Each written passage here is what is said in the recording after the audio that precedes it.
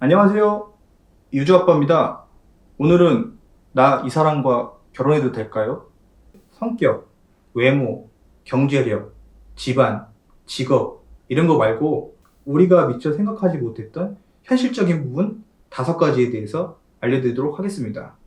영상을 보시기 전에 제가 말씀드리는 내용이 다소 불편하거나 오해가 있으신 분들에게 사과 말씀 먼저 드리고 시작하겠습니다. 죄송합니다. 첫 번째는 건강입니다. 많은 조건, 그 많은 조건 속에서 하나가 없더라도 결혼 생활은 유지될 수가 있어요.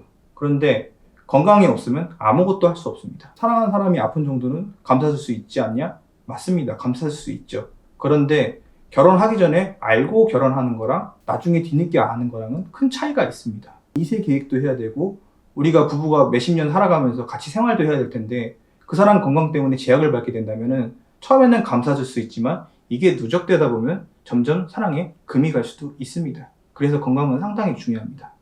두 번째는 상대방 부모님의 노후 준비입니다. 수도권에 자가냐 전세냐 재산이 얼마 있냐 우리한테 얼마를 줄 수 있냐 이게 아니고 최소한 보험이라도 가입하고 있어야 돼요.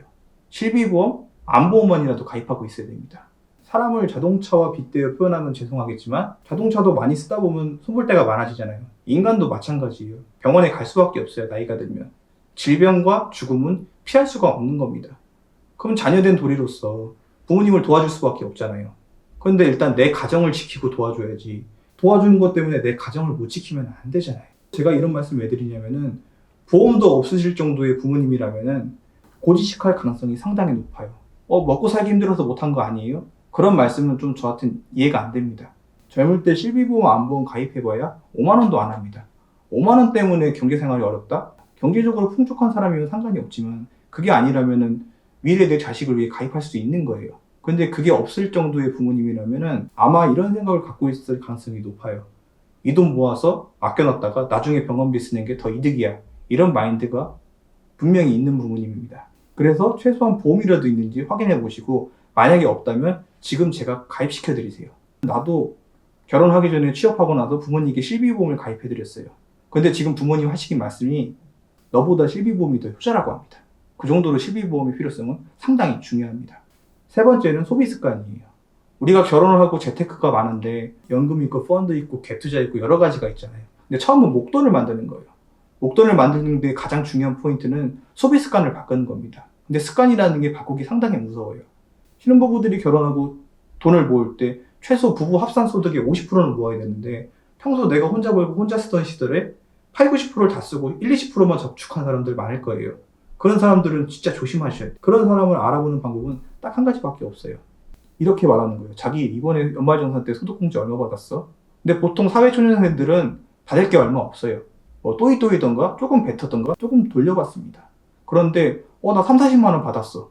연금저축이 없는데 3, 40만 원 받았다. 그러면은 그건 대부분 다 소비 습관이 안 좋을 가능성이 높아요. 왜냐하면 우리가 받을 수 있는 거는 신용카드, 직불카드, 현금 영수증밖에 없거든요. 그래서 그래요. 그리고 남자들 도박하는 습관. 소비 습관 중에 도박도 있는데 이것도 알아보시는 방법은 남자친구 핸드폰을 보는 거예요. 그 다음에 스포츠 경기별과 점수 맞추는 라이브 무슨 앱 있어.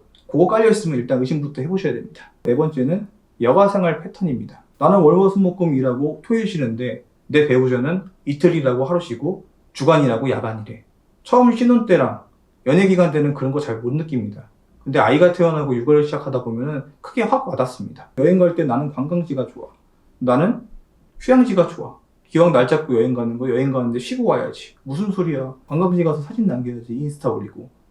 여행은 사진밖에 남는 게 없어. 그때부터 싸우는 거예요. 주말에 나는 모임이 많아서 낚시 동호회 가고 등산 동호회 가고 자전거 동호회 가고 그러는데 나는 집에서 쉬는 게 좋아. 그럼 또 문제가 생기죠. 그리고 나는 토요일 날은 밖에서 놀고 일요일은 집에서 유튜브 보고 유주아빠 채널 보고 놀아야 돼. 근데 그런 걸 왜 봐? 하면서 밖에 나가자. 이런 게 사소한 거 하나가 문제가 될 수 있단 말이에요. 그리고 5번째는 제일 중요한 겁니다. 나한테 화내는 모습을 봐야 됩니다. 짜증내거나 화내는 모습을 봐야 돼요. 이거는 이성관계뿐만 아니라 모든 인간관계에서 정립되는 건데 그 사람이 나에 대한 진심을 확인하고 싶을 때는 화내거나 짜증내는 모습을 보면 돼요. 좋은 말, 사랑스러운 말, 달콤한 말은 언제든지 누구나 할 수 있어요. 거짓일 수 있고 그 순간을 모면하기 위해 할 수도 있는 겁니다. 하지만 사람은 은연중에 짜증내거나 화를 낼 때 진심을 들킬 수밖에 없어요. 우리가 흔히 말하길 운전할 때 그 사람 성격 다 나온다라고 하잖아요. 그런 거와 비슷한 겁니다. 사람이 살다 보면 짜증낼 수도 있고 화낼 수도 있죠 라고 말할 수 있는데, 제가 그 말씀을 드리는 게 아니고, 화를 내거나 짜증을 낼 때 나한테 보여주는 눈빛, 행동, 말투, 언어 사용, 감정 표현, 이런 걸 보라는 거예요. 그 사람이 화낼 때 하는 모습이 나에 대한 진심입니다. 이거는 거의 대부분 다 맞는 것 같습니다. 제 생각에는. 앞에 거 4개 생각마다 다를 수 있겠지만 마지막 거는 가장 중요한 포인트입니다. 이건 제 주관적이고 개인적인 생각이고, 제가 말하는 걸 좋아해서 남자 사람 친구, 여자 사람 친구랑 얘기를 많이 하고, 주변에 결혼한 친구, 또 다른 사람 이야기 듣고 종합해서 말씀드리는 거예요. 그리고 가장 중요한 사실은 남의 조건을 찾는다기보다 내가 좋은 사람이 되려고 먼저 노력을 하세요.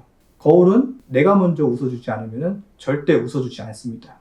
그만큼 나의 변화가 중요하다는 겁니다.